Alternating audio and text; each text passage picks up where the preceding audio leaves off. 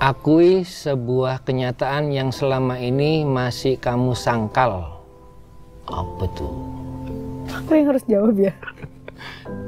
Aku yang harus jawab. Penyanyi Rosa tak bisa menahan air matanya kala mendengar pengakuan jujur mantan suaminya Yoyo Padi ketika menjawab kertas berisi pertanyaan tentang kenyataan apa yang selama ini disangkal. Pemilik nama lengkap Surendro Prasetyo yang sempat terdiam pun tiba-tiba memberi jawaban yang membuat hati pemilik nama asli Sri Rosa Roselaina Handayani ini pun meleleh hingga meneteskan air mata. Akui sebuah kenyataan yang selama ini masih kamu sangkal. Apa ya?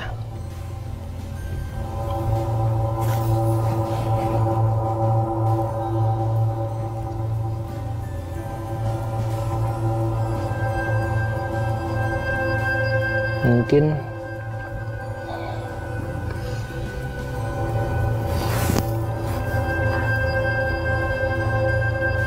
rasa sayang aku sama kamu.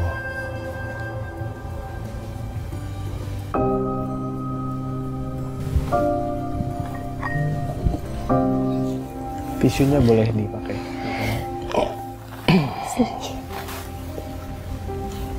Sekarang. Momen haru di pertemuan satu meja di kanal YouTube Cinemaku Picture itu makin membuat netizen terenyuh ketika menjawab pertanyaan serupa. Rosa mengaku begitu rapuh setelah perceraian meski selalu berusaha tegar di depan publik. Kalau aku selalu bilang sama diri sendiri bahwa aku baik-baik aja. Baik-baik aja, kuat-kuat aja. Dan emang pasti aku berusaha untuk itu ya. Tapi sejujurnya banyak hal yang sebetulnya aku nggak baik-baik aja gitu. Ya, meski keduanya terbilang singkat menjalani bahtera, yakni kurang lebih 5 tahun sejak menikah tahun 2004, lalu bercerai pada 2009 silam. Namun tak bisa disangkal jika mantan suami istri yang sudah memiliki buah hati semata wayang ini belum bisa sepenuhnya move on dari masa lalu. Apalagi keduanya sama-sama kompak membesarkan putranya. Rosa bahkan selalu berusaha menjadi penengah hubungan mantan suami dan putranya. Adegan saling meminta maaf atas segala kekurangan masing-masing pun menjadi adegan penuh mengharukan. Terima kasih Ibu karena sudah menjadi bagian hidupku dan telah melahirkan anak yang luar biasa, anak kita. Dan terima kasih untuk semua kebaikan Ibu selama ini, dan Mbak Ade juga, dan mohon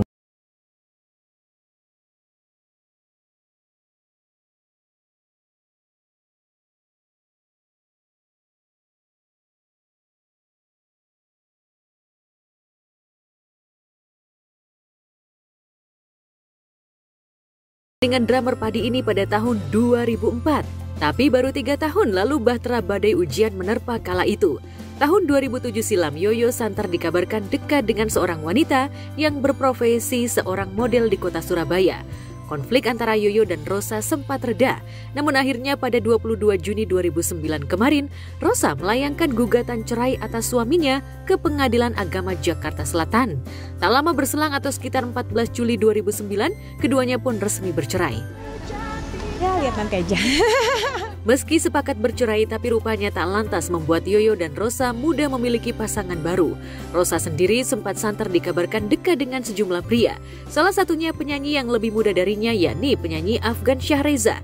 Tapi kedekatan itu tak lantas membuat Rosa mudah melangkah ke jenjang pernikahan. Begitupun Yoyo. Setelah bercerai dari Rosa, ia diketahui belum memiliki pasangan lagi. Bahkan hidupnya sempat kacau setelah di tahun 2011 lalu sempat terjerat kasus narkoba. Lantas mungkinkah Rosa dan Yoyo sama-sama belum bisa move on dari masa lalu? Benarkah pasca video duduk satu meja ini, netizen menginginkan Rosa dan Yoyo kembali hidup satu atap? Apa tanggapan Rosa dan Yoyo? kenapa nggak dari dulu memperbaiki kesalahan, memperbaiki diri. si Rosa hebat sekarang. Kalau aku 10 tahun yang lalu melihat diri aku sekarang, aku akan bilang ternyata aku tidak perlu khawatir. Mungkin 10 tahun yang lalu aku adalah orang yang amat sangat khawatir akan masa depan, tapi ternyata alhamdulillah aku sekarang pun baik-baik aja.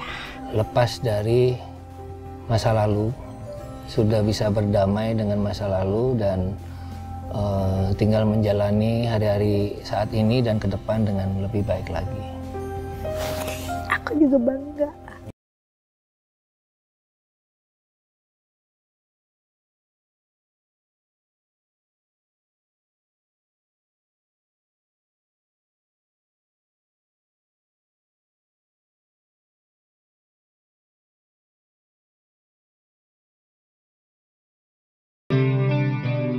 Ujian bahtera Rosa dan Yoyo Padi barangkali sudah usai, meski keduanya sudah sama-sama punya kehidupan masing-masing. Namun bagi aktor sekaligus YouTuber Baim Wong dan pasangan yang dinikahinya pada September 2018 silam, yakni model Paula Verhoeven, ujian bahtera itu kini terasa begitu pelik. Meski mulanya bahtera keduanya terlihat baik-baik saja, tapi rupanya menyimpan tabir konflik yang amat pelik. Apalagi belakangan Baim mengaku ada pihak ketiga yang diam-diam tengah dekat dengan istrinya. Perang dingin antara Paula dan Baim pun mencuat di jagat maya. Bang Baim, sedikit dong soal kemarin. Saya juga tidak mau suzon, cuman dari rantai semua itu, karena ini sudah 1 tahun ketidakjujuran itu ada. Saya sendiri juga kadang-kadang suka nggak percaya. Jangankan kalian, saya juga nggak percaya apa yang terjadi sama saya. Kalau keluar dari rumah secara resmi itu seingat saya sudah 7 bulan yang lalu. Persoalan yang paling krusial itu 1 tahun November. Dia sempat ke satu tempat, dia ngobrol kebalikan, disuruh kasih kesempatan. Oke, saya mencoba untuk memperbaiki semuanya, tapi tidak bisa diperbaiki. Ada di sini namanya. Kalau Anda mau tahu siapa, tanya ke Humas. Keluarga saya udah tahu semua, orang-orang sini udah tahu semua. Suster udah tahu semua. Jadi kalian cuma 100% cuma tahu 17,5%. Saya nggak mau cerita. Itu nggak pernah ngecek handphone istri saya karena saya sangat percaya sama dia. Ketika ada berita itu ada yang datangnya dari asisten pribadinya, ini dikasih lihat saya. Terus saya mau ngomong apa? Saya nggak akan jabarin di sini semuanya. Saya ke keluarga saya tanya harus gimana, ini begini. Mereka bilang selesaikan. Ayah saya bilang selesaikan. Hubungan Baim dan Paula makin sengit. Tatkala belum lama ini Paula sempat datang ke kantor Baim Wong untuk memberi kejutan ultah putra bungsunya. Namun si bungsu tengah tak berada di rumah. Baim disebut-sebut merayakan ultah si bungsu tanpa mengundang Paula. Kekecewaan Paula pun ditumpahkan melalui IG story miliknya. Mana dia? Yuk, nanti kita dulu ya, mau makan sama kamu. Jadi nggak tahu jam berapa ya acaranya Pak? Ya. Itu pergi dari jam berapa Pak? Pagi? Jam berapa kan? Jadi lupa saya lihat pas nyiapin ini nggak ada. Enggak. Udah pergi. Iya. Ya udah Pak, makasih ya Pak. Bang Baim, gimana sih tadi perayaan Kenzo ulang tahun mungkin seperti apa Bang? Kenzo ulang tahun itu mungkin perayaannya seperti apa sih Bang? Maaf ya. Iya, mungkin kado buat Kenzo sendiri tuh apa sih Bang? Ucapannya untuk Kenzo apa Bang? Kemarin mungkin perayaannya untuk Kenzo gimana sih Bang? Meski pada akhirnya di malam hari Paula kembali datang dan akhirnya bisa menemui kedua putranya. Padahal baik Baim maupun Paula selama ini dikenal sangat romantis dan selalu kompak saat merayakan ultah anak-anaknya. Baik di momen ultah putra pertamanya maupun ultah si bungsu. Lihat saja bagaimana kekompakan sejoli ini saat merayakan pesta ultah kedua putranya sebelum diterpa isu bahteranya. Tiup lilinnya, tiup lilinnya, tiup lilinnya sekarang juga, sekarang juga, sekarang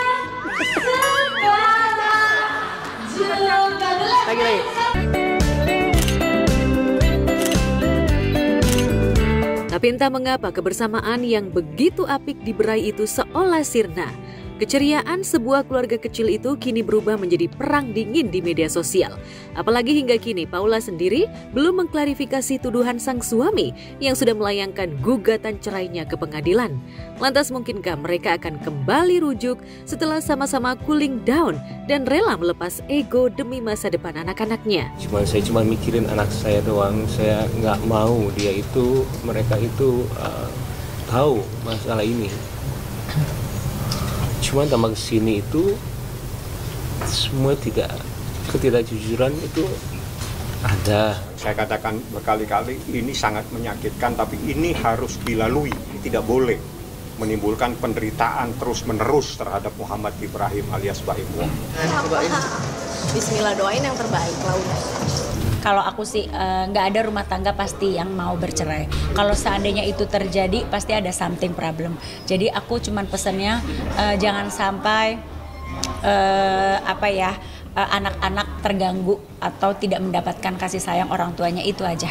Boleh kita bercerai, boleh kita berpisah, tapi hubungan tetap baik apalagi untuk anak-anak. Sama doa yang terbaik, kita kan nggak pernah tahu kalau jadi orang luar ceritanya seperti apa, kan semuanya pasti proses. Jadi aku juga tidak berhak gimana, yang penting support untuk selalu saling ini aja, punya damai sejahtera ngelewatin semua. Doa yang terbaik lah buat teman-teman, ya baik-baik, komunikasi, put God first in everything.